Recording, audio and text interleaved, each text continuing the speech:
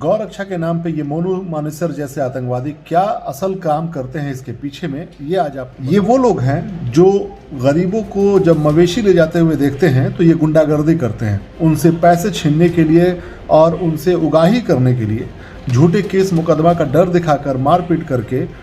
हथियार और बंदूक दिखा करके, आतंक फैला करके ये लोग उनसे पैसा लूटते हैं।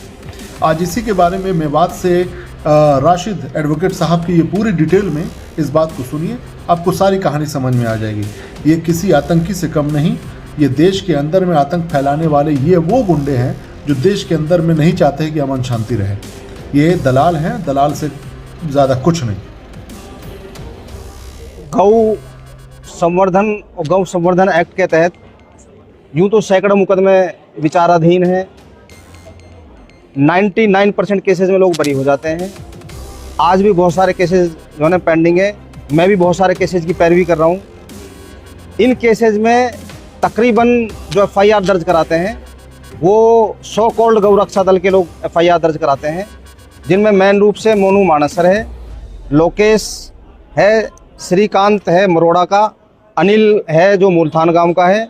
और रिंकू सैनी है। तकरीबन केसेस में ये लोग ही कंप्लेनेंट होते हैं। और ये लोग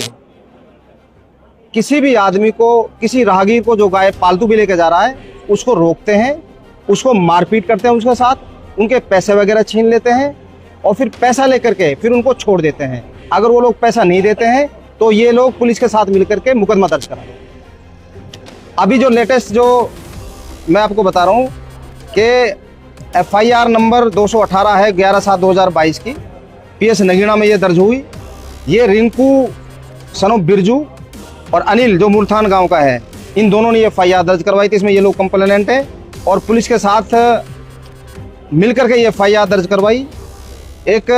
FIR नंबर 230 है 2021, ये भी PS नगीना की है। इसमें लोकेश सिंगला जो इसने FIR दर्ज करवाई है, उसके साथ रोहतास लक्ष्मण है 2। तो ये तकरीबन केसेस में ये लोग होते हैं और पुलिस भी बाद में आती है। ये लोगों को पहले राउंड अप कर लेते हैं, उनके साथ मारपीट करते हैं और उनके साथ लूटपाट करते हैं। और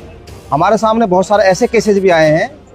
कि जो लोग हरियाणा से या दूसरे स्टेट राजस्थान से जो पालतू गायों को लेकर आते हैं, इवन जो जर्सी गाय होती हैं, उनको रुकवा करके उनसे ये पैसा लेते हैं और पैसा लेकर के धमकी दे करके या तो पैसा दे दो नहीं तो तुम्हें किसी मुकदमे में फंसा देंगे, और फिर ये लोग पैसा लेकर उसको छोड़ देते हैं। और अगर कोई लोग पैसा नहीं देता है तो उनके खिलाफ ये मुकदमा दर्ज करवा देते हैं। एक और मैं आपको बात बताऊं कि मेवात की पुलिस इन गौ रक्षा दल वालों के सामने नतमस्तक है,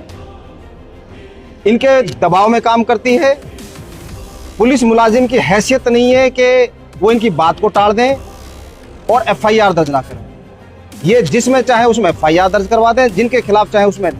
FIR दर्ज करवा दें। और फिर ऐसे भी हमारे पास केसेज आए हैं कि इन्होंने पहले FIR दर्ज करवाई और फिर जिनके खिलाफ FIR दर्ज करवाई उनसे पैसा लेकर के फिर इन्होंने तो ये एक बहुत बड़ा गिरोह है जो रात में लूटपाट करते हैं, लोगों के पशुओं को ये लूट लेते हैं, इवन जो भैंस आती है उनको लूट लेते हैं, और दिन में ये गौ रक्षा का चोला ओढ़ करके और ये फिर जो है राजनीति करते हैं। मेरे पास करीब 150-200 केसेज होंगे, मैं गिनती तो नहीं बता सकता, करीब में 150-200 केसेज मेरे पास हैं। और ज़्यादातर केसेज में जिस दिन से बीजेपी की सरकार आई है या ये नया जो एक्ट बना है, उनमें ज़्यादातर केसेज में ये गौ रक्षा दल के लोग FIR दर्ज कराते हैं। डायरेक्ट इनडायरेक्ट ये लोग इन्वॉल्व होते हैं।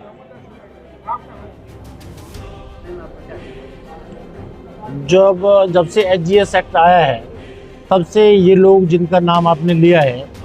ख़ास तौर से पुलिस के साथ मिलके मुकदमा दर्ज कराते हैं। मुकदमा दर्ज कराने के बाद कई लोगों के खिलाफ मुकदमा दर्ज करा देते हैं और बाद में उन लोगों में से कुछ लोगों से बातचीत करके हलफनामा दायर कर देते हैं, ये कहते हुए कि इन लोगों का नाम गलत तौर से लिखवा दिया गया था। उनसे अच्छी रकम वसूल करते हैं और उसके बाद उनको पुलिस से साथ मिलके इनोसेंट करा देते हैं। कई ऐसे मामले रहे। अभी रिसेंटली एक मुकदमा दर्ज हुआ पुलिस स्टेशन रोजका में में FIR नंबर 7, और उसमें भी इन्होंने, ये लोग ही इन्फॉर्मेंट हो गए उसमें पुलिस में जाके कि हमने जाके इतला दी कि फला आदमी गौकसी कर रहे हैं, और पुलिस के साथ मिलकर उनके खिलाफ मुकदमा दर्ज कराते हैं। पीछे भी एक मुकदमा दर्ज हुआ, मेरे क्लाइंट्स थे, उनके खिलाफ इन्होंने गुड़गांव में वहाँ एक मुकदमा दर्ज किया, बहुत लोगों के नाम लिखवाए, 10-15 लोगों के, और कुछ के रिगार्डिंग उन्होंने एक हलफनामा दे दिया, उनको इनोसेंट कर दिया, उनसे अच्छी रकम वसूल करते हैं। और बहुत से केसेस तो ऐसे हैं जिनके उनके खिलाफ मुकदमे ही दर्ज नहीं होते। कोई आदमी अपनी पालतू गाय ले जा रहा है, उसके ऊपर दबाव बनाते हैं, पुलिस का प्रेशर बनाते हैं, कहते हैं हम पुलिस के साथ हैं, हम गौरक्षक दल के सदस्य हैं, और उनसे गलत तौर पर पैसा ऐंठ लेते हैं और उनके खिलाफ मुकदमा दर्ज होने की बात तो दूसरी, क्योंकि नाजायज तौर पर दबाव करते, अनपढ़ लोग हैं, इनके प्रेशर में दबाव में आ जाते हैं, पुलिस से डरते हैं और इनकी अच्छी खासी रकम ये वसूल कर लेते हैं। इन्होंने बाकायदा एक गिरोह बनाया हुआ है और जिस तरह से लोगों पर दबाव बनाकर और उनसे अच्छी रकम पैसा लेकर उनके नाम पुलिस के साथ मिलके निकलवाते। अभी रिसेंटली जो इनके बहुत सारे मुकदमे ऐसे करीबन 10, 15, 20 मुकदमे ऐसे हैं जिनमें ये लोग मुखबर इनका नाम लिखा हुआ है, जैसे मुल्तान वाला है वो अभी रिसेंटली, और बहुत से ऐसे केसेस में एंटिसिपेटरी में सब आर्गूमेंट होती है, हाई कोर्ट से बेल हुई है, एंटिसिपेटरी यहाँ बेल होती है कि ये लोग अपना आपको 5 बजे मौजूदगी दिखा देते हैं, 5 बजे हम फला गांव में चले गए और मौके से भागते हुए नाम हमने फला पहचानते, उनका नाम भी आइडेंटिफाई कर देते हैं, क्योंकि इन लोगों का सारा प्लान किया होता है, पुलिस भी इनके साथ मिली होती है, पुलिस इनको कोऑपरेट करती है,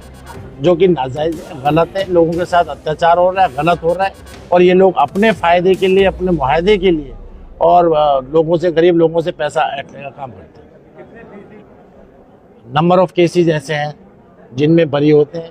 एक आध मुकदमा ऐसा है जिनमें कन्विक्शन होती है, वो भी सेशन ट्रायल, क्योंकि जो एचजीएस एक्ट जब से आया है 13(1) और 13(2) सबसेक्शन 2 में, एक में सबसेक्शन 1 में स्लॉटरिंग का है और 2 में सेलिंग का है, ट्रांसपोर्टेशन का है, तो rare of the rare cases में कन्विक्शन होती है, बाकी 99% केसेस जो कि झूठे होते हैं उनमें मुलजिम बरी होते हैं। मुस्लिम को लड़ाने की साजिश गौरक्षा के नाम पर कर रहे हैं, हालांकि देश के प्रधानमंत्री ने भी घटना देखी, लेकिन उसके बावजूद भी मारपीट, हत्या और अपहरण जारी है और हरियाणा पुलिस का खुला संरक्षण इन लोगों को मिल रहा है, क्या कहेंगे? देखिए, मेवात एक भाईचारा और साझा संस्कृति के लिए जाना जाता है। यहाँ पर बहुत सारे ऐसे गौपालक हैं जो हजारों की तादाद में पहाड़ की वाल में गाय पालते हैं, लेकिन पिछले कुछ दिनों से जब से ये गौ संवर्धन एक्ट आया है उसकी आड़ में ये तथाकथित गौरक्षक अपना माल कमाने के लिए, पैसा कमाने के लिए और अपना नाम हिंदुत्ववादी बताते हुए यहाँ पर इस तरह का कारोबार कर रहे हैं कि वो गो तस्करी, जो गोरक्षक हैं वो खुद गो तस्कर बने हुए हैं। और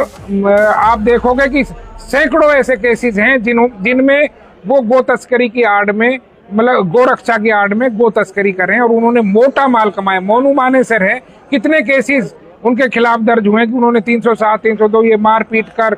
फिरौती वगैरह रैंसम करके पैसे कमाने का, एक ऐसी बैकग्राउंड से आते हैं जिनका कोई बैकग्राउंड नहीं थी, लेकिन सब ये लोग अब बड़े मालदार हो गए हैं,